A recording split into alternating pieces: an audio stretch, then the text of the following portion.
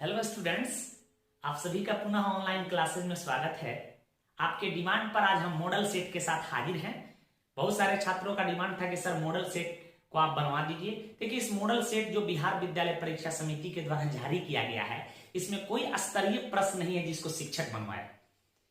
Board को चाहिए कि कुछ स्तरीय प्रश्न भी पेपर में सेट करे, जिससे छात्र बोर्ड का ही नहीं, बोर्ड के साथ साथ कंपटीशन की भी तैयारी कर सकें। और जो छात्र 11-12 को बेहतर ढंग से पढ़े होंगे, स्वतः ऐसे प्रश्नों को बना लेंगे। तो चलिए बिना देर किए हम लोग मॉडल सेट को शुरू करते हैं। देखिए, पहला प्रश्न दिया हुआ है कि ग्रेफाइट किस प्रकार का क्रिस्टल है। तो हम लोग सॉलिड स्टेट में पढ़े हैं कि क्लासिफिकेशन ऑफ सॉलिड में देखे थे कि सॉलिड मुख्यतः दो प्रकार के होते हैं, एक एमॉर्फस और दूसरा क्रिस्टलाइन। और क्रिस्टलाइन सॉलिड के भी 4 प्रकार होते हैं, हम लोग देखे थे। एक को कहते थे आयनिक सॉलिड, जो विपरीत आवेशित आयनों से बने होते थे, निगेटिव पॉजिटिव, मेल फीमेल, ठीक है, से बने हो, तो उसको हम लोग कहेंगे आयनिक सॉलिड। जैसे NaCl सोडियम आयन और क्लोरीन आयन से मिलकर बना है, ठीक है। K2SO4 Al ETC हो सकते हैं। कोवैलेंट सॉलिड में देखे थे कि वैसा ठोस जिसके अवयवी कण जो होते हैं कोवैलेंट बॉन्ड से जुड़ा हो, single bond, double bond, triple bond, उसको हम लोग कोवैलेंट सॉलिड कहते हैं। जैसे aluminium nitride, silicon carbide, boron carbide, हीरा ग्रेफाइट ETC। इसी प्रकार हम मेटालिक सॉलिड को देखे थे, जिसमें मेटालिक बॉन्ड पाया जाता है, ऑल मेटल इसके कैटेगरी में आ जाएंगे। मॉलिक्यूलर सॉलिड को देखे थे। यहां प्रश्न है ग्रेफाइट किस प्रकार का क्रिस्टल है। तो देखिए, ग्रेफाइट कार्बन का अपरूप होता है, जिसमें कार्बन की हाइब्रिडेशन sp2 होता है, पहले से आप जानते हैं। इसमें फ्री इलेक्ट्रॉन पाए जाने के कारण विद्युत का चालक होता है। देखिए, इसी ग्रेफाइट में प्रत्येक कार्बन ग्रेफाइट में जो होते हैं वे 3 अन्य कार्बन से जुड़े होते हैं कोवैलेंट बॉन्ड से। और जब कोवैलेंट बॉन्ड से जुड़ गया तो एक कैसा सॉलिड होगा बेटा, तो यह होगा कोवैलेंट सॉलिड। तो इसका करेक्ट उत्तर क्या होगा, कोवैलेंट सॉलिड होगा, या हम हिंदी में कह सकते हैं कि सहसंयोजक ठोस होगा। अब देखिए, इसमें यही देखिए ग्रेफाइट की संरचना मैं बनाया हूं। यहां देखिए, प्रत्येक कार्बन जो है ये 3 अन्य कार्बन से जुड़ा होता है। और ऐसा ही हेक्सागोनल कार्बन का जो रिंग होता है, इसका एक लेयर दूसरे लेयर से, एक लेयर दूसरे लेयर से वांडर वाल फोर्स के द्वारा जुड़े होते हैं। ऐसा ही लेयर एक और, ऐसा ही लेयर एक और, ऐसा ही लेयर एक और, या वांडर वाल फोर्स के द्वारा जुड़े होते हैं, ठीक है। जिसके कारण यह बहुत ही चिकना और मुलायम होता है। पेंसिल को छील के आप देखिएगा, बिल्कुल चिकना लगता है। तो पहला बात याद रखिएगा, इसमें कार्बन की हाइब्रिडेशन कितना होता है, इसकी हाइब्रिडेशन कितना होगा, sp2। कई बार बोर्ड एग्जाम में पूछे जा चुके हैं। इसकी संरचना हेक्सागोनल देख रहे हैं और परतदार होती है, इस बात को याद रखिएगा। और यह विद्युत का चालक होता है, और ये कार्बन का ही रवेदार अपरूप है। इतना बात ऑलरेडी आप पहले से पढ़ चुके हैं। तो सॉलिड स्टेट को खूब अच्छा से आप पढ़ लीजिएगा। इसमें कोऑर्डिनेशन नंबर आपसे पूछा जाता है, पैकिंग फ्रैक्शन पूछा जाता है, रेडियस रेशियो से प्रश्न पूछे जाते हैं। डिफेक्ट ऑफ सॉलिड में फ्रैंकल स्टॉकी डिफेक्ट पढ़ लीजिएगा, ठीक है। मैग्नेटिक प्रॉपर्टी लॉन्ग क्वेश्चन में भी कभी कभी देता है, डायामैग्नेटिक पारा फेरो से प्रश्न पूछे जाते हैं, उसको देख लीजिएगा। और डेंसिटी ऑफ यूनिट सेल की फॉर्मूला पूछ देते हैं, उससे न्यूमेरिकल पूछे जाते हैं कभी कभार, तो आप उसे देख लीजिएगा पूरा डिटेल, ताकि एक भी प्रश्न न छूटे। कोऑर्डिनेशन नंबर से प्रश्न पूछे जाते हैं, उसको भी देख लीजिएगा। BCC का कोऑर्डिनेशन नंबर, FCC का कोऑर्डिनेशन नंबर, HCP का कोऑर्डिनेशन नंबर कितना होता है, NaCl टाइप क्रिस्टल हो तो उसकी कोऑर्डिनेशन नंबर कितना होगा, ठीक है। सीजियम क्लोराइड टाइप स्ट्रक्चर हो तो कैसा होगा, ZnS टाइप स्ट्रक्चर हो तो कैसा होगा। तमाम चीजों को हम क्लियर किए हुए हैं क्लासरूम में, तो आप इसे स्क्रीनशॉट ले फटाफट। दूसरे प्रश्न को हम लोग देख रहे हैं। प्रश्न कह रहा है कि पिंड केंद्रित घनाकार इकाई सेल, पिंड केंद्रित घनाकार इकाई सेल में परमाणुओं की संख्या होती है। इसी को हम लोग बॉडी सेंटर्ड यूनिट सेल के नाम से जानते हैं। यूनिट सेल पढ़े हैं, यूनिट सेल के क्लासिफिकेशन में हम लोग देखे हैं body centred unit cell, face centred unit cell, simple cubic unit cell, end centred या साइड सेंटर्ड यूनिट सेल, और एक स्पेशल यूनिट सेल देखे होंगे HCP यूनिट सेल। सब में हम लोग एटम की संख्या क्लासरूम में कैलकुलेट किए हैं, लेकिन अभी एटम कैलकुलेट करके हम लोग देख लेते हैं। देखिए, बॉडी सेंटर्ड यूनिट सेल में इस क्यूब के 8 कॉर्नर पे एटम होते हैं, और इसके अतिरिक्त बॉडी में भी एक एटम होता है। और आपको पता है, बताया जा चुका है कि कॉर्नर का योगदान 1/8 होता है। ये जो एटम होते हैं ये 8 अन्य यूनिट सेल से साझाकृत होते हैं। तो कॉर्नर पर जो एटम होते हैं उसका कंट्रीब्यूशन 1/8 होता है, बॉडी का कंट्रीब्यूशन 100% होता है और फेस का कंट्रीब्यूशन होता है 1/2, वह ठीक है 1/2। देखिए एटम की संख्या हम निकाल रहे हैं बेटा, कितना होगा यहां देखिएगा, मैं कह दूं कि number of atom at corner पर एटम 8 है और उसका कंट्रीब्यूशन होता है 1/8, तो कितना हो गया 1 हो गया। अब देखिए number of atom in body में कितने एटम है 1 और इसका कंट्रीब्यूशन 100% होता है, मतलब 1 से गुणा मैं कर दिया तो is equal to 8। Total atom की संख्या कितनी हो गई, टोटल इफेक्टिव एटम कहा जाए तो टोटल एटम कितना हो गया बेटा 2 हो रहा है। तो इसका करेक्ट आंसर क्या होना चाहिए आपके हिसाब से, करेक्ट आंसर होना चाहिए 2। क्लियर है। कुछ और महत्वपूर्ण बात आप याद रखिएगा, इसे आप याद कर जाएंगे।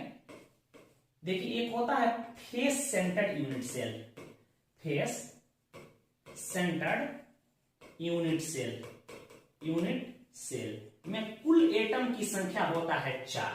कितना होता है 4। 8 कॉर्नर पे तो 8 इंटू 1/8 कितना हुआ 1, और 6 सतह पे 6 फेस पे होता है तो 6 इंटू 1/2 इज इक्वल टू 3, 3 1 4, तो 4 एटम होता है, कई बार पूछा गया है। इसी प्रकार पूछेगा बेसिक या इसी को कहता है simple cubic unit cell, simple cubic unit cell में कुल एटम की संख्या यदि आपसे पूछ दे तो केवल होगा 1, क्योंकि 8 कॉर्नर पे होता है, 8 इंटू 1/8 इज इक्वल टू 1। तीसरा पढ़े हैं साइड सेंटर्ड या इंड सेंटर्ड यूनिट सेल में एटम की संख्या आपसे पूछ दिया जाए कितना होगा, तो 8 कॉर्नर पे तो 8 इंटू 1/8 इज इक्वल टू 1, और 2 अपोजिट फेस पे तो 2 इंटू 1/2 तो 1 और 1 2, इक्वल कितना हुआ 2 हुआ। और एक होता है एचसीपी यूनिट सेल, कई बार एग्जाम में पूछा जा चुका है, बहुत ही महत्वपूर्ण। एचसीपी यूनिट सेल में कितना होता है, यूनिट सेल में एटम की संख्या कुल होता है 6। आपको क्लासरूम में हम निकलवाए थे, आप इसका स्क्रीनशॉट लो फटाफट। नेक्स्ट क्वेश्चन की तरफ हम लोग बढ़ रहे हैं। कारण कि विलियन के अणुसंख्य गुणधर्म का उदाहरण है, तो आप कॉलिगेटिव प्रॉपर्टी को ही हम लोग डेमोक्रेटिक प्रॉपर्टी कहते हैं और इसी को हिंदी में अणुसंख्य गुण कहते हैं। सॉल्यूशन चैप्टर में हम लोग देखे थे, यह एक डाइल्यूट सॉल्यूशन की प्रॉपर्टी होती है। और यह क्या होता है, यह प्रॉपर्टी जो होती है सॉल्यूशन के नेचर पर निर्भर नहीं करता है, जबकि यह सॉल्यूट के मोलों की संख्या पर, उसके कणों की संख्या पर निर्भर करता है। उसी प्रॉपर्टी को हम लोग कॉलिगेटिव प्रॉपर्टी के नाम से जानते हैं। और कॉलिगेटिव प्रॉपर्टी कितना होता है 4 होता है, आपको पहले से बताया जा चुका है। और चारों प्रॉपर्टी लॉन्ग क्वेश्चंस के तौर पे पूछे जाते हैं, इससे संबंधित राउल्ट के नियम पूछे जाते हैं, तो आप इसे याद रखिएगा। पहला पढ़े होंगे आप आरएलवीपी, इसी को कहते हैं relative lowering of vapour pressure. दूसरे को पढ़े होंगे आप elevation in boiling point, elevation in boiling point, इसको हम लोग डेल्टा टीवी से इंडिकेट करते हैं, डेल्टा टीवी से। तीसरा पढ़े होंगे आप depression in freezing point, depression in freezing point पढ़े होंगे, इसको डेल्टा टीएफ से हम लोग इंडिकेट करते हैं, ठीक है। और चौथा पढ़े हैं आप लोग ओस्मोटिक प्रेशर, इसको हम लोग पाई या पी से इंडिकेट करते हैं। तो यही 4 कॉलिगेटिव प्रॉपर्टी है जो सॉल्यूट के मोलों की संख्या पर निर्भर करता है, न कि उसके नेचर पे, याद रखिएगा। तो इसमें देखो तो कौन है, घनत्व तो होगा ही नहीं, डेंसिटी तो होगा ही नहीं बेटा, डेंसिटी तो है नहीं, मास तो है नहीं, ताप तो है नहीं, क्वथनांक उन्नयन मैंने क्वथनांक में वृद्धि, तो यही हमारा आंसर होगा करेक्ट सी। नोट करें, चारों कॉलिगेटिव प्रॉपर्टी याद होना चाहिए, इसके अलावा कोई भी कॉलिगेटिव प्रॉपर्टी नहीं होगा। जैसे मैं क्योंकि निम्न में से कौन कॉलिगेटिव प्रॉपर्टी है, ऑप्शन नंबर 1 दे देगा क्वथनांक, बी नंबर में दे देगा अपवर्तनांक, सी नंबर में दे देगा घनत्व, डी नंबर में देगा परासरण दाब। तो कहिएगा सर परासरण, केवल परासरण दे तो नहीं होगा, परासरण दाब होना चाहिए, ऑस्मोटिक प्रेशर, ठीक है। आपको ओस्मोसिस बताया गया है, परासरण क्या है, परासरण दाब क्या है, परासरण दाब को का व्यंजक निकाले हैं हम, इससे मॉलिक्यूलर वेट कैसे किसी सॉल्यूट का निकाल लिया जाता है। तो ये सब महत्वपूर्ण प्रश्न है, इससे लॉन्ग क्वेश्चन के तौर पे बोर्ड एग्जाम में पूछे जाते हैं, तो इसकी तैयारी अच्छा से आप कर लेंगे। नेक्स्ट क्वेश्चन की तरफ हम लोग बढ़ रहे हैं। कह रहा है कि निम्नलिखित में से कौन सा पदार्थ सबसे अधिक हिमांक अवनमन उत्पन्न करता है। कह रहा है कि 4 पदार्थ दिए, किसका हिमांक का अवनमन अधिक होगा। ठीक है, तो आप देखिए इससे संबंधित हम आपको कुछ ट्रिक बता रहे हैं। पहला बात याद रखिएगा, if moles of solute, moles of solute मतलब उसकी मोलारिटी, उसकी प्रतिशत शक्ति जिसको हम लोग परसेंटेज स्ट्रेंथ कहते हैं, इज सेम यदि समान दिया हो, यदि दिए गए पदार्थ की मोलों की संख्या या उसकी प्रतिशत शक्ति समान दिया हो किसी सॉलिड की, तो याद रखना कि कोलिगेटिव प्रॉपर्टी एंड उसकी बॉइलिंग पॉइंट डायरेक्टली प्रोपोर्शनल होती है नंबर्स ऑफ आयन के। जो पदार्थ जितना टूट के आयन देगा उसकी कोलिगेटिव प्रॉपर्टी उतना ही अधिक होगा, मतलब उसकी परासरण दाब अधिक होगा, उसकी क्वथनांक में उन्नयन अधिक होगा, उसके हिमांक में अवनमन अधिक होगा, उसका बॉइलिंग पॉइंट अधिक होगा, उसका RLVP अधिक होगा। तो कोलिगेटिव प्रॉपर्टी का नाम पूछ दे तो, या उसके जगह पर आपसे उनका नाम रख दे कि परासरण दाब, हिमांक में अवनमन, क्वथनांक में उन्नयन, ये सब पूछ देता है। तो ट्रिक क्या बताएं कि यदि उसकी मोलारिटी या परसेंटेज शक्ति यदि समान दिया हो, तो नंबर्स ऑफ आयन जो ज्यादा देगा उसकी कोलिगेटिव प्रॉपर्टी, इसके साथ ही एक और प्रॉपर्टी बॉइलिंग पॉइंट अधिक होगा। तीसरी बात यहां याद रखिएगा, एक और चीज, उसका freezing point and vapour pressure inversely proportional होता है नंबर्स ऑफ आयन के। यदि आयनों की संख्या अधिक होगा तो उसकी फ्रीजिंग पॉइंट और वेपर प्रेशर घटेगा, याद रखिएगा। ठीक है, और आयनों की संख्या बढ़ेगी तो उसकी कोलिगेटिव प्रॉपर्टी मतलब 4 गुण और एक बॉइलिंग पॉइंट 5 चीज बढ़ता है। तो चलिए अब इसको देखते हैं। यहां देखिए बेटा, तो देखिए तो ग्लूकोज एक कोवैलेंट कंपाउंड है, या तो वियोजित ही नहीं, ions is equal to 0। Urea में आयंस इज इक्वल टू 0, यह भी वियोजित नहीं होगा, कोवैलेंट कंपाउंड है। देखो NaCl कैसे टूटेगा, Na प्लस Cl माइनस टूट जाएगा। इसमें आयंस की संख्या कितना दिखाई दे रहा है, आयंस कितना है बेटा, 2 दिखाई दे रहा है। K2SO4 कैसे वियोजित होगा, 2K प्लस SO4 माइनस 2 वियोजित हो जाएगा। तो इसमें आयंस की संख्या कितना दिखाई दे रहा है, 2 1 3, 2 पोटेशियम आयन, 1 सल्फेट, आयंस की संख्या है 3। तो बताओ बेटा कौन सा उत्तर होगा, ये तो हमारा होगा नहीं, ये तो होगा नहीं। ये आयंस की संख्या कितना दे रहा है, यहाँ देखो आयंस की संख्या कितना दे रहा है, ये 2 पोटेशियम आयन है और 1 सल्फेट आयन है, SO4 माइनस 2, तो आयंस की संख्या 3 है। NaCl कितना दे रहा है आयंस की संख्या, एक Na प्लस है और दूसरा Cl माइनस है, तो आयंस की संख्या 2। तो आयंस की संख्या इसमें अधिक है, इसलिए हमारा K2SO4 करेक्ट आंसर होगा, चूंकि इनकी मोलों की संख्या समान दिया हुआ है। ठीक है, इसकी ना तो मोलालिटी दिया हुआ है, ना मोलालिटी दिया हुआ है, ना प्रतिशत शक्ति दिया हुआ है, अर्थात हम समझेंगे कि इनकी मोलों की संख्या इक्वल है। बिल्कुल बात आप समझ चुके हैं। अब कह देता है, ऐसे ही सवाल देता, कहता कि बताओ किसका परासरण दाब अधिक होगा, तो K2SO4 का। कहता किसका क्वथनांक में उन्नयन अधिक होगा, तो K2SO4 का। पूछ रहा किसकी बॉइलिंग पॉइंट अधिक होगी, तो K2SO4 का। बात आप समझ चुके होंगे। यदि यही प्रश्न कह देता कि बताओ इसमें किसका बॉइलिंग पॉइंट अधिक होगा, तो अभी बताए हैं कि boiling point directly proportional two numbers of ion. तो देखो नंबर्स ऑफ आयन ये 3 दे रहा है, इसी की बॉइलिंग पॉइंट अधिक होगी। इस तरह के बहुत सारे प्रश्न हम आपको क्लासरूम में बताए होंगे, उसका रिवीजन जरूर करेंगे, नोट करें। आइए हम लोग इस 5वें प्रश्न को देखते हैं। पूछा गया है कि द्रवित NaCl के विद्युत अपघटन से कैथोड पर मुक्त होता है। यह बहुत ही महत्वपूर्ण प्रश्न है।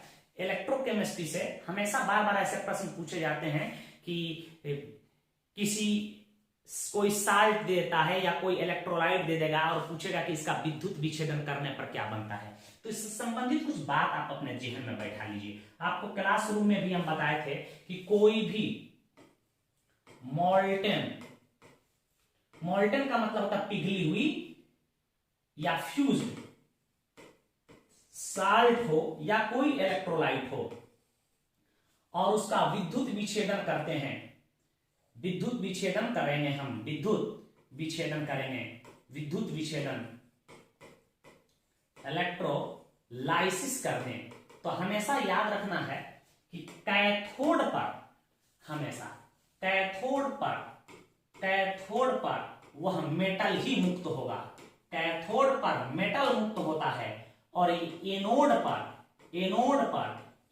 पर हमेशा उसमें जो नॉन मेटल होगा, नॉन मेटल के गैस मुक्त होते हैं, नॉन मेटल के गैस मुक्त होते हैं, ये बात याद रखें। अब देखिए NaCl की हम बात करें, या NaCl यह द्रवित अवस्था में है, मॉल्टेन स्टेट में है, तो इसमें धातु कौन है, सोडियम, तो यह मुक्त होगा कहां, कैथोड पर। तो यही प्रश्न तो पूछ रहा है कि सोडियम होगा, और एनोड पर क्या मुक्त होगा, कोई पूछता कि इसमें कौन सा धातु है, क्लोरीन, तो क्लोरीन गैस जो होगा एनोड पर मुक्त होगा। तो इस तरह से प्रश्न आप आसानी से बना सकते हैं। यदि जलीय विलयन हो तो क्या होगा, ये भी बताए थे। बहुत सारे हम साल्ट, बहुत सारे कंपाउंड के इलेक्ट्रोलाइसिस का लिस्ट आपको दिए हुए थे और समझाए थे कि कौन सा कैथोड पर कौन सा एनोड पर पदार्थ मुक्त होता है।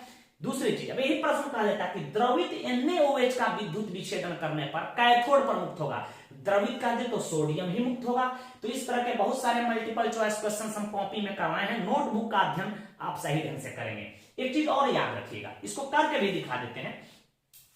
एक ट्रिक बता रहे हैं, CR आओ, आपको बताया गया होगा, CR आओ इसे याद रखना है। इसका मतलब C4 होता है कैथोड, कैथोड मतलब कि वह ध्रुव, वह इलेक्ट्रोड जिस पर रिडक्शन की क्रिया हो, तो CR आओ का मतलब कैथोड पर रिडक्शन की क्रिया होगी, आओ का मतलब एनोड पर ऑक्सीडेशन की क्रिया होगी, याद रखना है, ठीक है। कैथोड पर रिडक्शन, एनोड पर ऑक्सीडेशन। और आपको पता है कि ऑक्सीडेशन क्या है, लॉस ऑफ इलेक्ट्रॉन, और गेन ऑफ इलेक्ट्रॉन को हम लोग रिडक्शन कहते हैं। CR आओ याद रखना है, ठीक है। कई बार पूछा गया है कि कैथोड पर कौन सी घटना होती है, रिडक्शन की, एनोड पर कौन सी घटना होती है, रिडक्शन की। आप इसको समझ भी लें। हम NaCl लेते हैं, इसका इलेक्ट्रोलाइसिस करते हैं हम, विद्युत विच्छेदन, इलेक्ट्रोलाइसिस कर रहे हैं, तो देखिए क्या टूट जाएगा, Na+ और Cl- में। अब देखिए कैथोड पर कौन सा रिएक्शन होगा, कैथोड होता क्या है, कैथोड होता है ऋण ध्रुव, और इस पर होता है कौन सी क्रिया होगी, रिडक्शन की क्रिया होगी। यह ऋण ध्रुव है तो इसके पॉजिटिव पार्ट को लेंगे, ऐसे टेक्निक, ऋण ध्रुव तो इसके पॉजिटिव पार्ट, ऋण ध्रुव है तो इसके पॉजिटिव पार्ट लो। यहां देखो तो सोडियम प्लस चार्ज है, या एक इलेक्ट्रॉन की कमी है, इसको एक इलेक्ट्रॉन दे दो, गेन ऑफ इलेक्ट्रॉन को कहते हैं रिडक्शन। यह सोडियम मुक्त हो गया हमारा कैथोड पर। और बताओ एनोड पर क्या होता है, एनोड का मतलब क्या होता है, यह धन ध्रुव है, इस पर कौन सी क्रिया होती है, ऑक्सीडेशन की, यह धन ध्रुव तो इसके ऋणात्मक ध्रुव को लो, Cl- से एक इलेक्ट्रॉन बाहर निकल गया, यह Cl बना लिया, और क्लोरीन क्लोरीन एटम संयोग करके Cl2 बनाता है। देखो तो एनोड पर क्या मुक्त हो रहा है, क्लोरीन, कैथोड पर सोडियम। क्लियर है, नोट करो, फटाफट स्क्रीनशॉट लो। नेक्स्ट बात समझिएगा ध्यान से, देखिए ईएमएफ के कैलकुलेशन संबंधित हम बहुत सारे प्रश्न को, न्यूमेरिकल टाइप प्रश्न, फैराडे के लॉ से न्यूमेरिकल टाइप प्रश्न आपको हम कराए होंगे, उसको आप ध्यान से पढ़ लेंगे, ठीक है। प्राइमरी सेल, सेकेंडरी सेल क्या है, कौन उसमें कैथोड होता है, कौन एनोड होता है, ये तमाम चीज की जानकारी होनी चाहिए आपको, ठीक है। इलेक्ट्रोकेमिकल सीरीज को पढ़ाए हैं, उससे संबंधित प्रश्न भी बोर्ड एग्जाम में पूछे जाते हैं। देखिए बहुत आसान प्रश्न पूछ रहा है, कह रहा है कि एक इलेक्ट्रोड का मानक ऑक्सीकरण विभव, स्टैंडर्ड रिडक्शन पोटेंशियल का मान दिया है 0.76 वोल्ट, 0.76 वोल्ट दिया है, तो कह रहा है कि उसके स्टैंडर्ड रिडक्शन पोटेंशियल की मान बताइए। तो देखिए यदि ऑक्सीडेशन पोटेंशियल का मान दिया हुआ है धनात्मक, तो रिडक्शन पोटेंशियल की मान क्या हो जाएगी, ऋणात्मक हो जाएगी, साइन चेंज हो जाता है। मान लिया जाए कि कोई एलिमेंट का ऑक्सीडेशन हो रहा है, या n इलेक्ट्रॉन त्याग करके n+4 इस पे आ गया, अर्थात इसका स्टैंडर्ड ऑक्सीडेशन पोटेंशियल दिया हुआ हमारा कितना, 0.76 वोल्ट। तो जब हम हाफ सेल रिएक्शन को, हाफ सेल रिएक्शन को रिवर्स करेंगे, उल्टा करेंगे, ठीक है, तो साइन चेंज होगा। अब देखिए Mn प्लस जो है इसका रिडक्शन हम कर रहे हैं, रिडक्शन करेंगे, n चार्ज है इस पर, n इलेक्ट्रॉन को दे तो यह m में चेंज हो गया, तो इसका हमारा स्टैंडर्ड रिडक्शन पोटेंशियल क्या हो जाएगा, -0.76 वोल्ट। तो इस तरह के प्रश्न नहीं पूछे जाते तो बिल्कुल आसान प्रश्न दिया हुआ है। आप ईएमएफ के कैलकुलेशन, ईएमएफ के कैलकुलेशन से संबंधित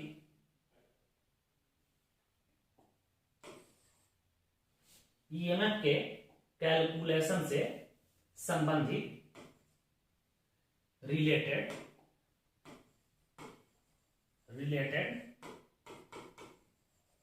प्रॉब्लम्स को अवश्य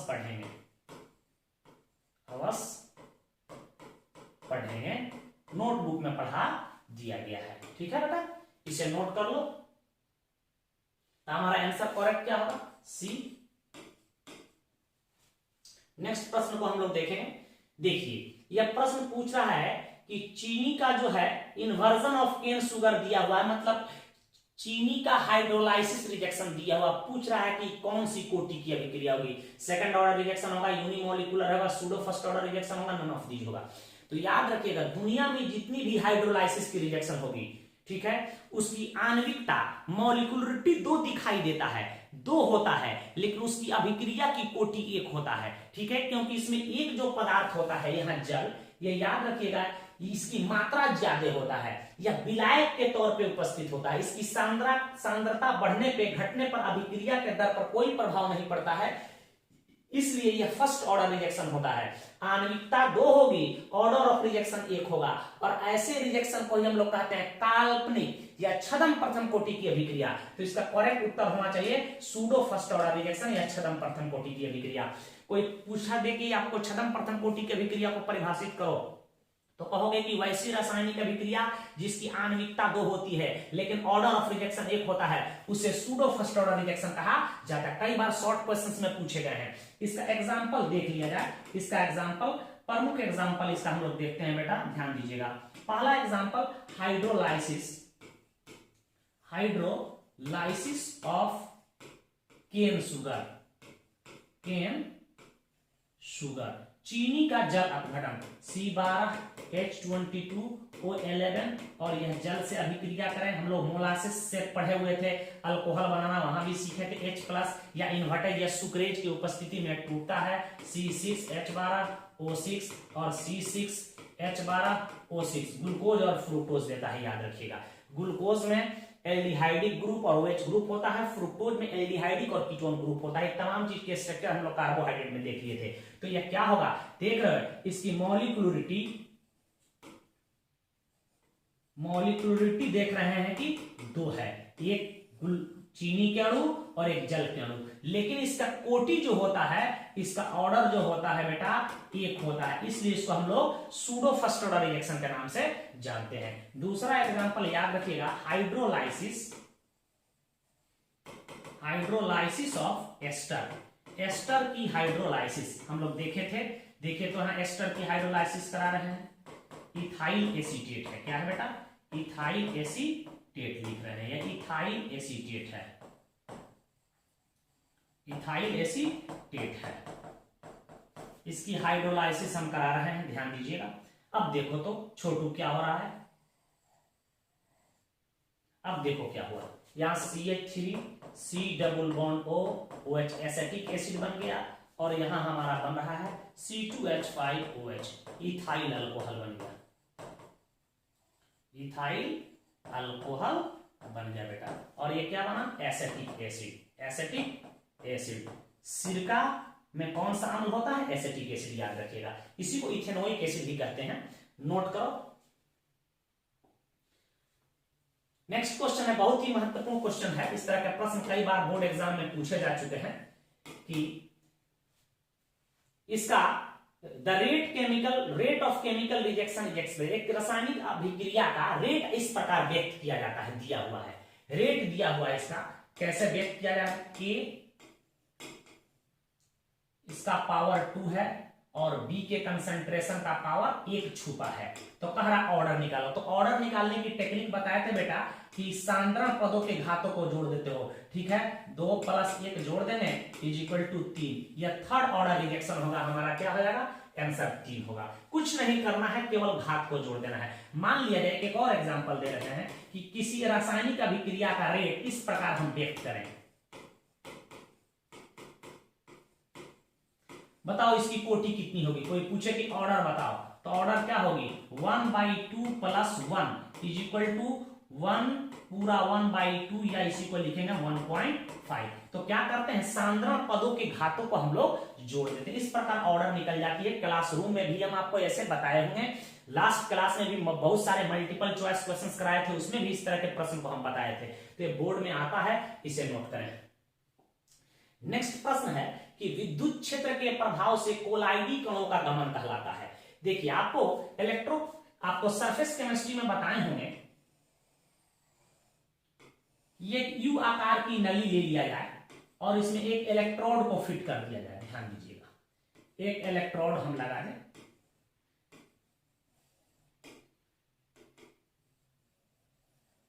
यह पीटी इलेक्ट्रोड है, प्लेटिनम का बना हुआ, और इसमें हम कोलाइड को भर देते हैं।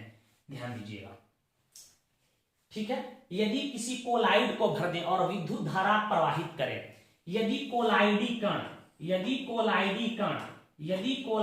कण आके इस पॉजिटिव इलेक्ट्रोड की ओर इकट्ठा होने लगे, तो ये समझ जाते हैं कि इस कोलाइड ऋण आवेशित कोलाइड है, ठीक है।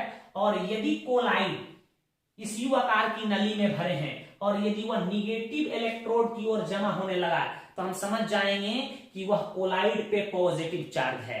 तो चार्ज की किसी भी कोलाइड पर आवेश की उपस्थिति की जांच विद्युत कण संचलन के द्वारा किया जाता है, और विद्युत कण संचलन को ही कहते हैं हम लोग इलेक्ट्रोफोरेसिस। कोई पूछे कि विद्युत कण संचलन क्या है, विद्युत कण संचलन क्या है,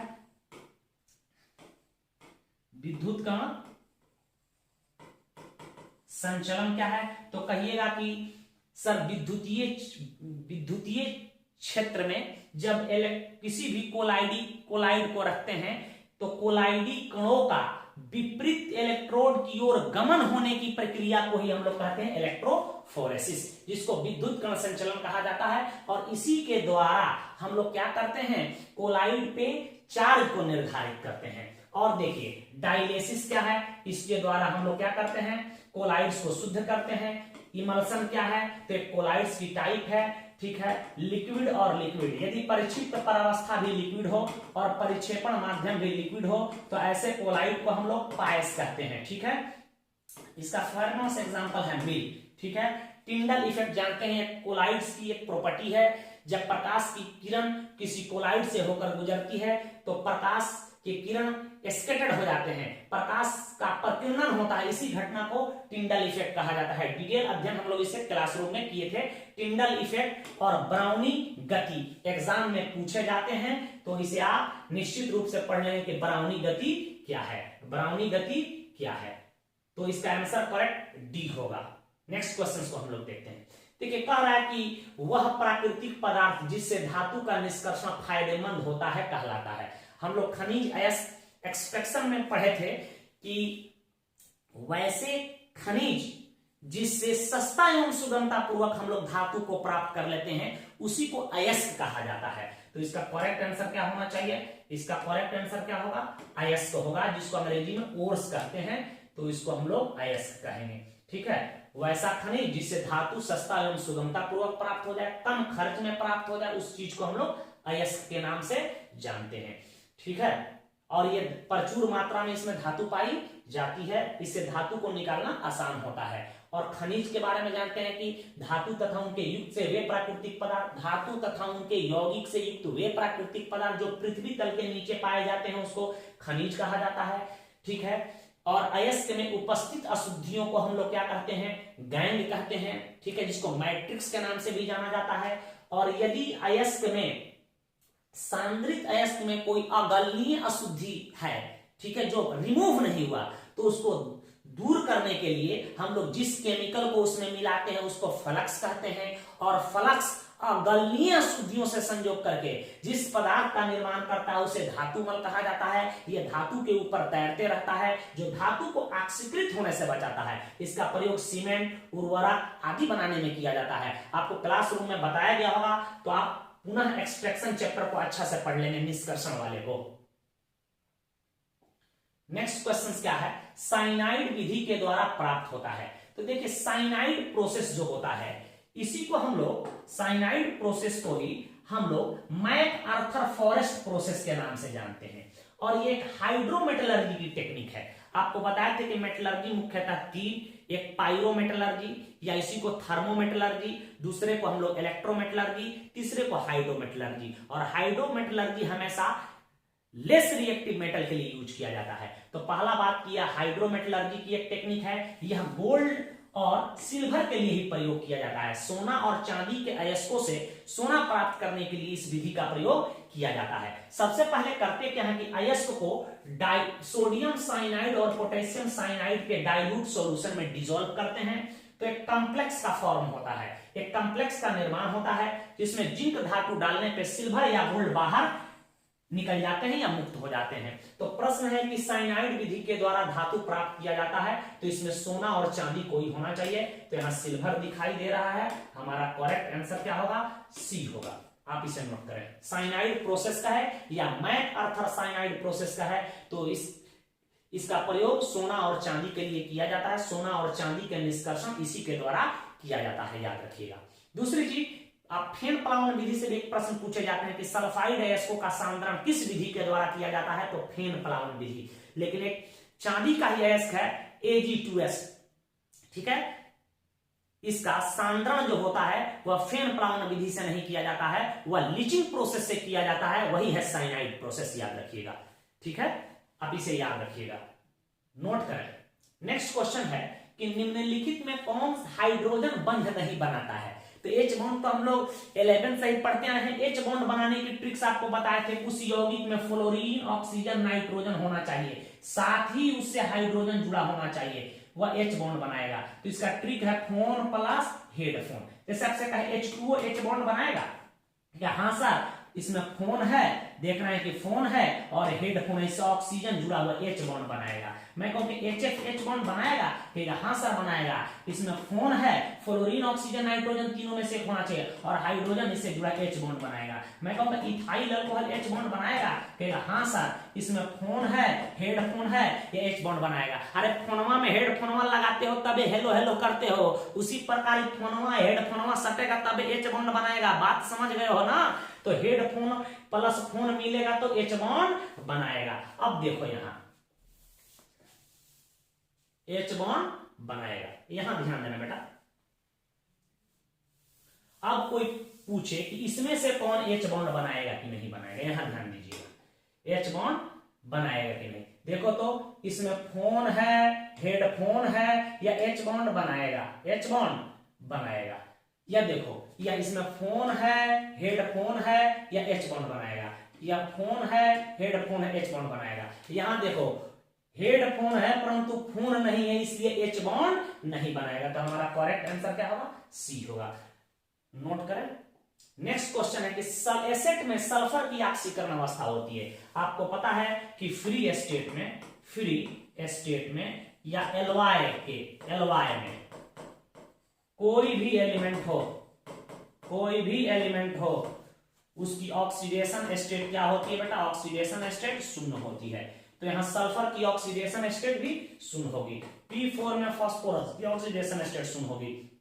कोई पूछे कि ब्रास दे दे, ब्रास कॉपर प्लस जिंक से मिलकर बना होता है, इसमें इसकी ऑक्सीडेशन स्टेट शून्य होगी। कोई पूछे कि हीरा अपरूप की अवस्था हो, हीरा में कार्बन की ऑक्सीडेशन स्टेट शून्य होगी। तो कोई भी अपरूप हो या कोई भी एलवाई हो या फ्री स्टेट में कोई एलिमेंट हो, उसकी ऑक्सीडेशन स्टेट शून्य मांगेंगे। ठीक है, ये कई बार पूछा गया है कि P4 में फास्फोरस की ऑक्सीडेशन स्टेट शून्य, ठीक है, एसेट में सल्फर की ऑक्सीडेशन स्टेट शून्य, सोना दे दे, ठीक है, Pt दे दे, कोई तत्व स्वतंत्र अवस्था में ऐसे दे दे, इसकी ऑक्सीडेशन स्टेट हम लोग शून्य मानेंगे। तो इतनी बात आप याद रखिएगा, बात आप समझ चुके हैं। स्वतंत्र अवस्था में हो, एलवाई में हो, कोई भी अपरूप हो, उसमें उस तत्व की ऑक्सीडेशन स्टेट शून्य होती है। नेक्स्ट प्रश्न की ओर हम लोग बढ़ते हैं निम्नलिखित यौगिक में सबसे प्रबल अम्ल है। हम लोग हैलोजन में देखे थे, ध्यान दीजिएगा, यहां HF है, HCl है, HBr है और HI है। आपको बताए थे कि इसका बॉन्ड लेंथ जो होता है लार्ज होता है, ये आसानी से क्या होगा, वियोजित होकर H+ दे देता है। ठीक है, इसका बॉन्ड लेंथ जो होता है छोटा होता है, इसका बॉन्ड लेंथ और छोटा होता है, और HF की भी बॉन्ड लेंथ छोटा होता है। तो इसमें सबसे स्ट्रॉन्ग एसिड कौन होता है, HI होता है। तो ये हमारा इसका करेक्ट आंसर डी होगा। प्रश्न शॉर्ट में भी पूछे जाते हैं कि HI जो होते हैं HBr से, HCl से, HF से प्रबल अम्ल होता है क्यों, आपको ये लिखवाए भी होंगे। ठीक है, ये बहुत महत्वपूर्ण प्रश्न है, इसे नोट करें। नेक्स्ट प्रश्न पूछ रहा है कि गोताखोरी में श्वसन हेतु श्वसन यंत्रों में किन गैसों के मिश्रण का प्रयोग होता है। तो हम आपको सॉल्यूशन में हेनरीज लॉ का एप्लीकेशन पढ़ाए थे, वहां बताए थे कि स्कूबा ड्राइवर जो होते हैं, समुद्र में जो गोताखोर करने वाले गोताखोर होते हैं, उनको ब्रेथिंग किट दिया जाता है, और उस ब्रेथिंग किट में हीलियम, ऑक्सीजन, नाइट्रोजन होता है। हीलियम लगभग 11.7%, ऑक्सीजन 32.1% और नाइट्रोजन 56.2% होता है। परसेंटेज तो नहीं पूछे जाते हैं, लेकिन हीलियम, ऑक्सीजन, नाइट्रोजन का मिश्रण दिया जाता है ताकि वह पानी के ऊपर आए तो उसको बेंड्स महसूस ना हो, ठीक है, अत्यधिक दर्द महसूस ना हो। तो हेनरीज लॉ के एप्लीकेशन को पुनः आप लोग पढ़ लेंगे, हेनरीज लॉ भी पढ़ लेंगे। तो इसका करेक्ट उत्तर होगा सी, हीलियम, ऑक्सीजन, नाइट्रोजन।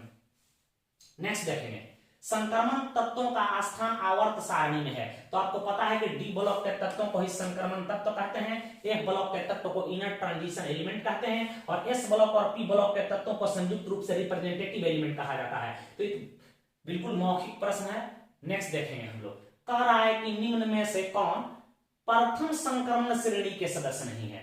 सबसे पहले एक चीज आपको बता दूं कि इस ट्रांजिशन एलिमेंट का जनरल इलेक्ट्रॉनिक विन्यास होता है n-1 d1 to 10 ns1 to 2, और n का मान 4 से 7 होता है। यदि n का मान यहाँ 4 रखने तो 3d 1 से 10, ns 1 से 2 होगा। यदि 3d में इलेक्ट्रॉन जाता है तो उसको 3d सीरीज कहेंगे, 4d में जाए तो 4d सीरीज के तत्व कहेंगे, 5d में जाए तो 5d सीरीज के तत्व कहेंगे, 6d में जाए तो 6d सीरीज के तत्व कहेंगे।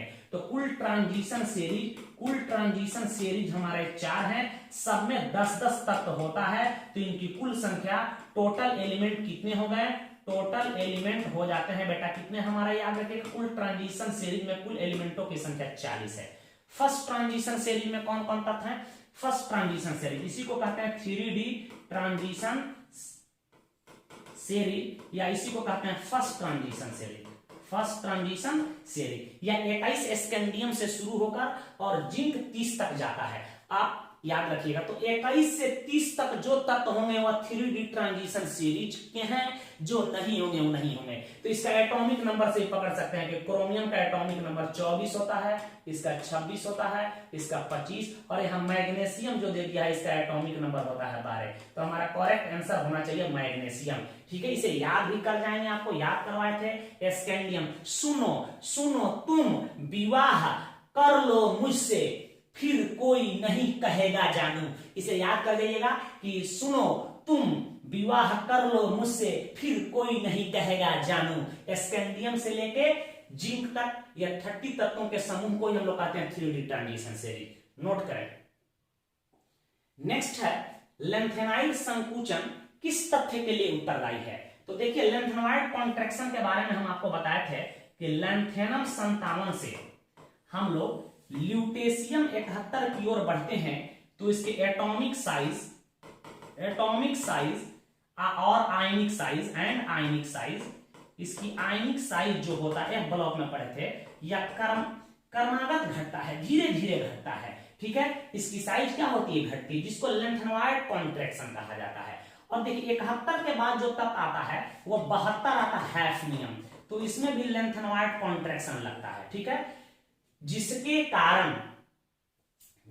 कारण इसकी जो साइज होती है हैफनियम 72 की, वह जिरकोनियम के साइज के लगभग बराबर हो जाती है। याद रखिएगा, लेंथेनॉइड कॉन्ट्रैक्शन के कारण। तो इसमें प्रश्न दिया है कि ऑप्शन दिया है कि ZR तथा Y की त्रिज्या समान होती है, बिल्कुल गलत है।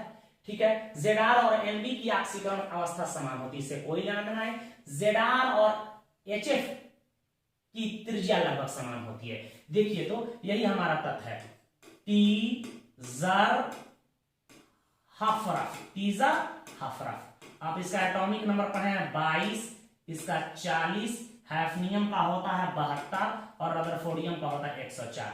तो देखिए लेंथनोइड कॉन्ट्रैक्शन के कारण HF की साइज जो होती है इसके साइज के लगभग बराबर, जिरकोनियम के साइज के बराबर हो जाती है। ठीक है, तो हमारा करेक्ट आंसर होना चाहिए सी। थोड़ा सा प्रश्न को घुमा के पूछा है, प्रश्न पूछ देता है कि लेंथनोइड कॉन्ट्रैक्शन से क्या समझते हैं। तो 57 से जाएंगे 71 तक वो साइज घटेगी, उससे जस्ट सतह 72 है, तो इसमें भी लेंथनोइड कॉन्ट्रैक्शन का प्रभाव आ जाता है। नोट करें। देखिए कह रहा है कि निम्नलिखित संक्रमण धातु के आयनों में कौन प्रतिचुंबकीय है, मतलब डायामैग्नेटिक है। तो आपको बताए थे कि यदि D में 0 इलेक्ट्रॉन या 10 इलेक्ट्रॉन आ जाए तो वह कैसा होगा, डायामैग्नेटिक होगा, डायामैग्नेटिक होता है।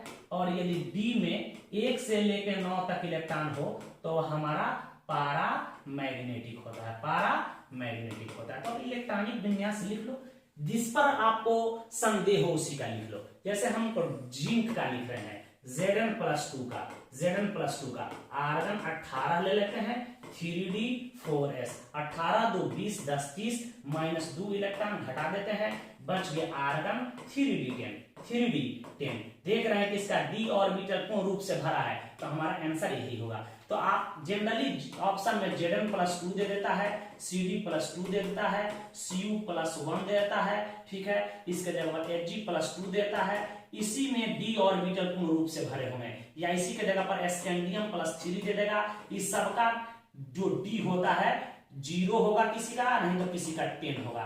तो यही हमारा डायामैग्नेटिक नेचर के होंगे। सबका इलेक्ट्रॉनिक विन्यास लिख के चेक करेंगे, जिसमें D 0 या D10 आ जाए वह डायामैग्नेटिक, जिसमें D में 1 से लेकर 9 तक इलेक्ट्रॉन हो अर्थात अनपेयर्ड इलेक्ट्रॉन हो तो वह पारामैग्नेटिक। यह गुण तब पाया जाता है जब किसी पदार्थ में अनपेयर्ड इलेक्ट्रॉन हो अर्थात अनपेयर्ड इलेक्ट्रॉन नहीं हो। यह गुण तब पाया जाता है जब किसी पदार्थ में अनपेयर्ड इलेक्ट्रॉन हो। यह सब चीज आपको डी ब्लॉक एलिमेंट में बता दिया गया है, स्क्रीनशॉट लो। कह रहा है कि जटिल आयन की संरचना वर्ग समतलीय है तो उसकी जटिल आयन, उस जटिल आयन में हाइब्रिडाइजेशन दिया है प्रश्न। देखिए कोऑर्डिनेशन कंपाउंड में हम आपको बताए थे कि यदि कोऑर्डिनेशन नंबर 4 हो तो उसकी हाइब्रिडाइजेशन 2 हो सकता है, sp3 हो सकता है या आपको dsp2 होता है। ठीक है, आपको बताया गया होगा। ठीक है, और हमेशा कॉम्प्लेक्स कंपाउंड के हाइब्रिडाइजेशन से प्रश्न पूछे जाते हैं, उसके मैग्नेटिक प्रॉपर्टी से, उसके कलर प्रॉपर्टी से, उसके मैग्नेटिक प्रॉपर्टी से प्रश्न पूछे जाते हैं। तो उसका डिटेल अध्ययन आप कर लीजिएगा। तो आप जानते हैं कि जब sp3 हाइब्रिडाइजेशन होगा तो वह टेट्राहेड्रल होगा, टेट्राहेड्रल होगा। और जब dsp2 होता है तो उसकी संरचना हमारा स्क्वायर प्लेनर होता है। कैसा होता है बेटा, स्क्वायर प्लेनर होता है। तो देखिए जब सवाल ही में दे दिए इतना आसान सवाल कि इसकी संरचना क्या है, स्क्वायर प्लेनर है, तो उसकी हाइब्रिडाइजेशन क्या होगा, dsp2। ये कोई सवाल है क्या? नेक्स्ट, PtC2H4Cl3 माइनस में प्लेटिनम की ऑक्सीडेशन स्टेट। देखिएगा प्लेटिनम दिया हुआ है, उसके बाद हमारा दिया हुआ है C2H4 दिया हुआ है, अब +3Cl है इज इक्वल टू -8। जिसका निकालना होता है उसको वैसे ही छोड़ दो, x मानने की भी जरूरत नहीं है। कोई भी हाइड्रोकार्बन एज ए लिगेंड आ जाए तो उसकी ऑक्सीडेशन स्टेट सुन, यहाँ प्लेटिनम, इसकी ऑक्सीडेशन स्टेट सुन, इसका हो जाएगा -3 इज इक्वल टू -8, यहाँ Pt -3 इज इक्वल टू -8 या Pt इज इक्वल टू क्या होगा बेटा, यहाँ देखो तो -3 भर जाएगा तो +3 में से 1 गया, यहाँ +2 आ गया, तो यहाँ प्लेटिनम की ऑक्सीडेशन स्टेट कितना होगा, +2 होगा। ऑक्सीडेशन स्टेट निकालना जरूर पढ़ लीजिएगा। ऑक्सीडेशन स्टेट निकालना आपको सीख लेना है, कोऑर्डिनेशन नंबर निकालना सीख लेना है, इफेक्टिव एटॉमिक नंबर कैलकुलेट करना सीख लेना है, हाइब्रिडाइजेशन, मैग्नेटिक प्रॉपर्टी आप जरूर कॉम्प्लेक्स का देख लीजिएगा, कॉम्प्लेक्स कंपाउंड का आयुपैक नेम बहुत ही महत्वपूर्ण है। यह बोर्ड एग्जाम में इससे प्रश्न पूछे जाते हैं। ऑक्सीडेशन स्टेट निकालना, कोऑर्डिनेशन नंबर निकालना, इफेक्टिव एटॉमिक नंबर निकालना, hybridization, magnetic property, IUPAC name. Complex का देख लीजिएगा, कह रहा है कि सेकेंडरी ब्यूटाइल क्लोराइड का आईयूपैक नेम है। तो सेकेंडरी ब्यूटाइल क्लोराइड को ड्रॉ कर दो, यही हमारा सेकेंडरी ब्यूटाइल क्लोराइड है, ध्यान दो, यही हमारा सेकेंडरी ब्यूटाइल क्लोराइड है। इसका आईयूपैक नेम कह रहा है 1 2 3 4। यहां देखो 2 क्लोरोब्यूटेन, 2 क्लोरोब्यूटेन इसका करेक्ट आईयूपैक नेम होगा 2 क्लोरोब्यूटेन। तो हमारा बी आंसर सही हो रहा है, फटाफट नोट करो। नेक्स्ट कह रहा है कि निम्नलिखित में किस विधि के द्वारा प्राइमरी सेकेंडरी टर्शियरी अल्कोहल में विभेद किया जाता है। तो आपको हम अल्कोहल पढ़ा रहे थे तो बताए थे, पहला होता है लुकास टेस्ट। लुकास टेस्ट आपको बताए थे कि प्राइमरी जो अल्कोहल होता है वह लुकास रिएजेंट। लुकास रिएजेंट किसको कहते हैं आपको पता है कि conc HCl plus anhydrous ZnCl2 को ही हम लोग लुकास रिएजेंट के नाम से जानते हैं, ठीक है, इसी को लुकास रिएजेंट कहते हैं। प्राइमरी अल्कोहल आरटीपी पे लुकास रिएजेंट से प्रतिक्रिया नहीं करता है। सेकेंडरी अल्कोहल लुकास रिएजेंट से लगभग 5 मिनट में अभिक्रिया करके एल्काइल हैलाइड का टर्बिडिटी देता है, और टर्शियरी अल्कोहल जो होता है तुरंत लुकास रिएजेंट से अभिक्रिया करता है। तो लुकास रिएजेंट के द्वारा इसकी टेस्ट करते हैं। दूसरा आपको बताया था ऑक्सीडेशन। ऑक्सीडेशन के द्वारा भी प्राइमरी अल्कोहल का ऑक्सीडेशन आसानी से होता है और वह एसिड में कन्वर्ट होता है, और प्राप्त एसिड में कार्बन की संख्या मूल अल्कोहल के बराबर होता है। सेकेंडरी अल्कोहल का ऑक्सीडेशन होता है तो कीटोन प्राप्त होता है, और कीटोन का ऑक्सीडेशन कठिनाई से होता है, ठीक है, कठिनाई से होता है एसिड में, और जिसमें कार्बन एटम की संख्या मूल अल्कोहल से 1 कम हो जाता है। टर्शियरी अल्कोहल का ऑक्सीडेशन जनरली KMnO4 के द्वारा नहीं होता है, ठीक है, परंतु प्रबल ऑक्सीडाइजिंग एजेंट HNO3 K2Cr2O7 और डाइल्यूट H2SO4 की उपस्थिति में कठिनाई से होता है और कार्बोक्सिलिक एसिड देता है, ठीक है, जिसमें 2 कार्बन एटम की संख्या मूल अल्कोहल से कम होता है। तो ऑक्सीडेशन के द्वारा भी आप अंतर स्पष्ट कर सकते हैं। तीसरा बहुत ही महत्वपूर्ण है Victor Meyer test. Victor Meyer test, Victor Meyer test आपको बताए थे। विक्टर मेयर टेस्ट में डिटेल आपको बताए थे कि प्राइमरी अल्कोहल जो होता है रेड ब्लड कलर देता है, रेड ब्लड कलर देता है। रिजेक्शन आप कॉपी में देखिएगा। सेकेंडरी अल्कोहल जो होता है, सेकेंडरी अल्कोहल जो होता है ब्लू कलर देता है। कैसा देता है बेटा? ब्लू कलर देता है। और टर्शियरी अल्कोहल जो होता है वह कलरलेस, COL या कलरलेस होता है। और कैसे विक्टर मेयर टेस्ट करते हैं? सबसे पहले अल्कोहल की रिजेक्शन फास्फोरस और आयोडीन अर्थात PI3 से करा करके उसको एल्काइल आयोडाइड बनाते हैं। एल्काइल आयोडाइड की अभिक्रिया हम लोग सिल्वर नाइट्राइट AgNO2 से कराते हैं, उसको नाइट्रो कंपाउंड में चेंज करते हैं। फिर नाइट्रो कंपाउंड की अभिक्रिया हम लोग HNO2 नाइट्रस एसिड से कराते हैं, ठीक है। उसके बाद एक कंपाउंड बनता है, प्राइमरी रहता तो बनता हमारा नाइट्रोलिक एसिड, और नाइट्रोलिक एसिड को यदि हम क्षार में डालते हैं तो रेड ब्लड कलर देगा। इसी प्रकार सेकेंडरी अल्कोहल की कराएं तो हमारा सूडोनाइट्रोल बनता है, सूडोनाइट्रोल को क्षार में डालते हैं तो ब्लू कलर देता है। इसी प्रकार हमारा टर्शियरी अल्कोहल जो होता है उसको हम PI3 से रिजेक्शन करा के एल्काइल आयोडाइड बनाते हैं। एल्काइल आयोडाइड की अभिक्रिया AgNO2 से कराते हैं तो नाइट्रो एल्केन बनता है। नाइट्रो एल्केन की रिजेक्शन HNO2 से नहीं होती है, ठीक है, और HNO2 से नहीं होगी, और उसको यदि हम क्षार में भी डाल दें तो उसका रंग कलरलेस होगा। तो यह कलरलेस होता है, यह रेड ब्लड कलर होता है, और यह हमारा ब्लू कलर होता है, ठीक है। तो इसका करेक्ट आंसर होना चाहिए उपयुक्त सभी। इसके अलावा एक टेस्ट और बताते हैं डिहाइड्रोजिनेशन। प्राइमरी अल्कोहल का डिहाइड्रोजिनेशन करने पर हमारा क्या बनता है? एल्डिहाइड। सेकेंडरी का करने पे कीटोन और टर्शियरी का करने पे एल्कीन बन जाता है। तो डिहाइड्रोजिनेशन के द्वारा, ऑक्सीडेशन के द्वारा, लुकास टेस्ट के द्वारा, विक्टर मेयर टेस्ट के द्वारा हम लोग अल्कोहल में विभेद कर सकते हैं, ठीक है। आयोडोफॉर्म टेस्ट पढ़ा है तो उसको पढ़ लीजिएगा। प्राइमरी अल्कोहल कोई दे दे और कोई सेकेंडरी अल्कोहल में विभेद कर सकते हैं, ठीक है। आयोडोफॉर्म टेस्ट बहुत ही महत्वपूर्ण है एल्डिहाइड कीटोन के लिए भी, और अल्कोहल में विभेद किया जाता है।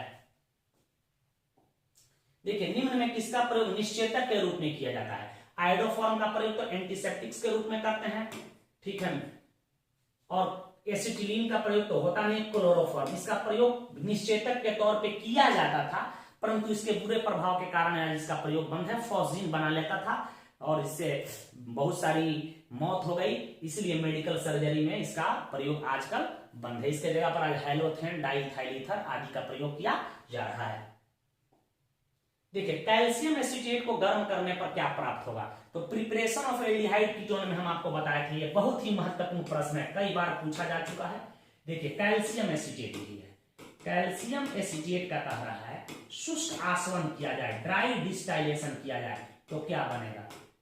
ठीक है, जब ही इसको हम गर्म करते हैं तो ये बेटा निकल जाता है, देखो कैल्शियम कार्बोनेट निकल जाता है और यहाँ बच क्या गया CH3, C double bond O CH3, acetone बन गया। क्या बन गया, तो प्रयोगशाला में एसीटोन कैल्शियम एसिटेट को गर्म करके ही बनाया जाता है, तो एसीटोन बन जाता है। एक महत्वपूर्ण तथ्य याद रखिएगा, इसी प्रकार कहा जाएगा कि कैल्शियम फॉर्मेट को गर्म करने पर 2016 में पूछा जा चुका है, कैल्शियम फॉर्मेट को गर्म करने पर क्या बनेगा। देखो कैल्शियम कार्बोनेट को निकाल दो -CaCO3 या फॉर्मल्डिहाइड बन जाता है। क्या बन जाता है बेटा, फॉर्मल्डिहाइड। क्या बन गया, फॉर्मल्डिहाइड बन जाता है, HC डबल बॉन्ड H, इसी को कहते हैं फॉर्मल्डिहाइड, फॉर्मल्डिहाइड। यदि भिन्न भिन्न कैल्शियम के साल्ट को लेके गर्म करें तो क्या बनता है, इसके लिए आप नोटबुक अवश्य पढ़ें, कई बार परीक्षा में पूछा जा चुका है, कई बार परीक्षा में पूछा जा चुका है कि क्या होता है जब कैल्शियम एसिटेट का शुष्कासन किया जाता है,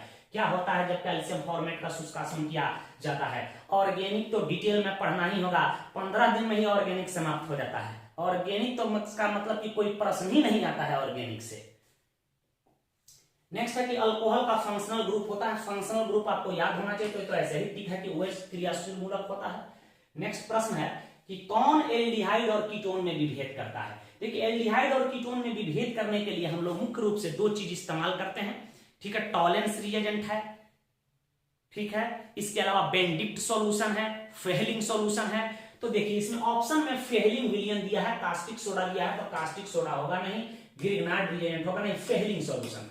फेहलिंग सॉल्यूशन के बारे में आपको पता है कि यह कॉपर सल्फेट के जलीय विलयन होता है, जिसको हम लोग फेहलिंग सॉल्यूशन ये कहते हैं। और क्षारीय सोडियम पोटेशियम टार्टरेट, जिसको रॉसेल साल्ट कहते हैं, इसके क्षारीय विलयन को फेहलिंग सॉल्यूशन भी कहते हैं, और इसी के मिश्रण को हम लोग कहते हैं फेहलिंग सॉल्यूशन। इसका फार्मूला यूज करते हैं कॉपर +2 OH-। याद रखिएगा कि एल्डिहाइड फेहलिंग सॉल्यूशन को रिड्यूस कर देता है और क्यूप्रस ऑक्साइड को, इसी को कॉपर 1 ऑक्साइड कहते हैं, का लाल भूरा अवक्षेप देता है। लेकिन एरोमेटिक एल्डिहाइड और कीटोन इस रिजेक्शन को नहीं देता है, अर्थात कीटोन फेहलिंग सॉल्यूशन से रिजेक्शन नहीं करेगा, एरोमेटिक एल्डिहाइड मतलब बेंजल्डिहाइड रिजेक्शन नहीं करेगा। तो इसका करेक्ट आंसर होना चाहिए हमारा फेहलिंग सॉल्यूशन। इसको डिटेल में आप देख लेंगे, आपको होमवर्क भी दिए होंगे कि एल्डिहाइड और कीटोन में विभेद करें, फॉर्मल्डिहाइड एस्टल्डिहाइड में विभेद करें, तो फेहलिंग सॉल्यूशन वाली रिजेक्शन, टॉलेंस रिएजेंट वाली रिजेक्शन याद होना चाहिए। ठीक है,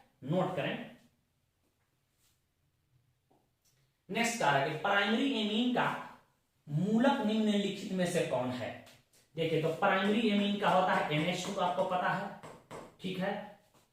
इसी प्रकार सेकेंडरी एमीन में नाइट्रोजन की 2 वैलेंसी वैकेंट होती है, और टर्शियरी एमीन का होता है N। ठीक है, तो यहां देख लेते हैं NH2 कहां दिखाई दे रहा है, यही हमारा प्राइमरी एमीन है।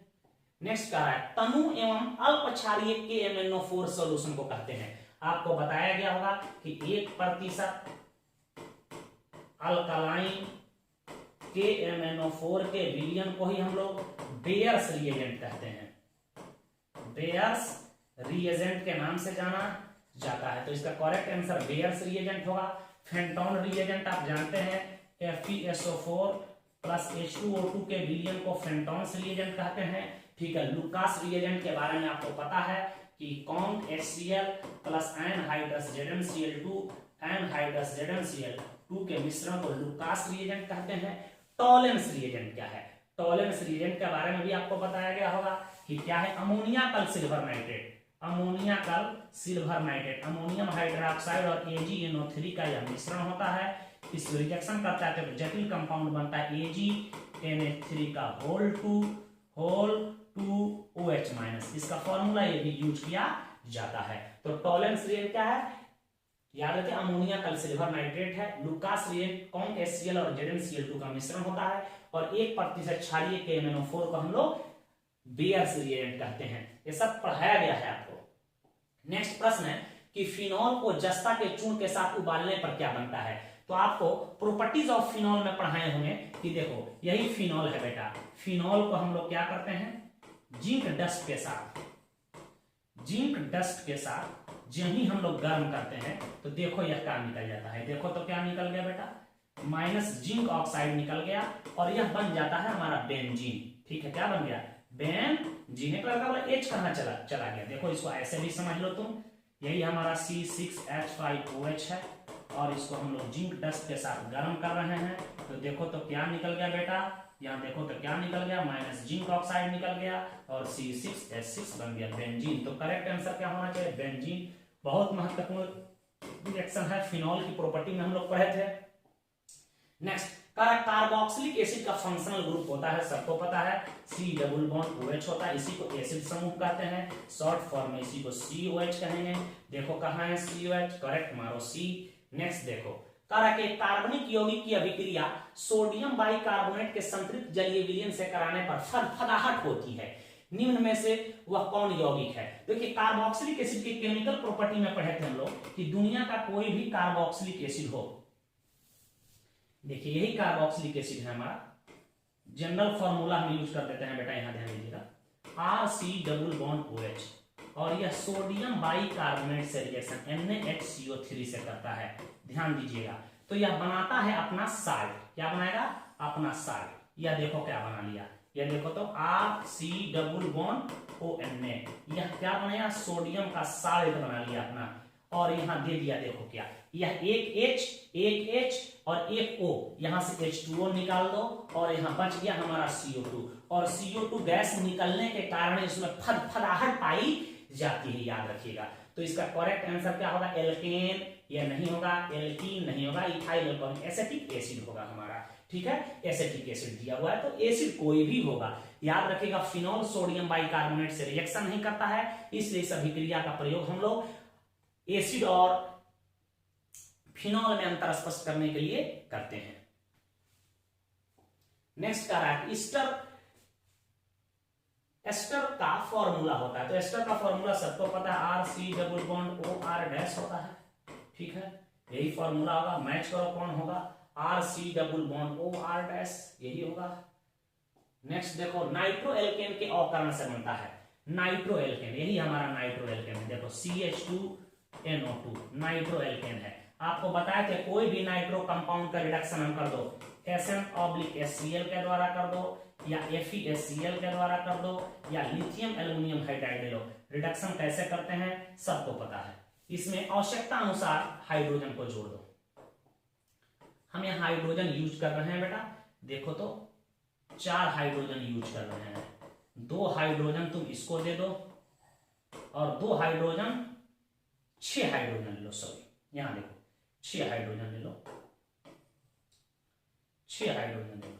देखो यहाँ 2 हाइड्रोजन दे दो तो RCH2, यहाँ NH2 हो गया, देखो तो क्या बन गया, एमीन बन गया, क्या बना, प्राइमरी एमीन। कैसा एमीन बना, और जल निकल जाता है, यहाँ 2 ऑक्सीजन और 4 हाइड्रोजन प्लस हमारा 2H2 बाहर कर दो। ठीक है, क्लियर है, तो हमारा आंसर होगा प्राइमरी एमीन। इसी प्रकार याद रखिएगा कि साइनाइड का रिडक्शन कर देंगे तब भी प्राइमरी एमीन बन जाएगा, एमाइड का रिडक्शन कर देंगे तब भी बन जाएगा। एमीन के प्रिपरेशन में सब बात बताए होंगे, इसे नोट करें, इसे नोट करें। नेक्स्ट वीडियो लेक्चर में हम लोग आगे की कार्रवाई करेंगे। धन्यवाद।